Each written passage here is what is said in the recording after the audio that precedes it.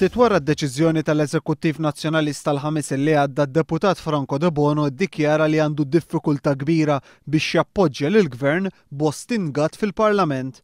F'kummenti lil ġurnal Malta Today segwi din id-dikjarazzjoni, id-deputat nazzjonalista Jeffrey Pulicino Orlando qal li jkun ġustifikat jekk il-President isejjaħ lill-Prim Ministru biex jara jekk għandux maġġoranza fil-Parlament.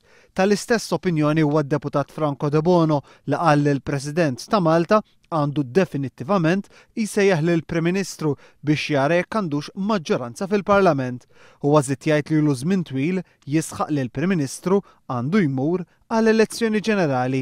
Dwar dak li ser jiġri tlieta li ġej fid-Dar Ċentrali, Jeffrey Pulicino Orlando qal li personalment isiba diffiċli ħafna li jibqa' membru tal-Partit Nazzjonalista jekk il-Kumitat Eżekuttiv ma jkeċċix lil Richard Kakea Caruana wara l-laqgħa ta' nhar it-tlieta.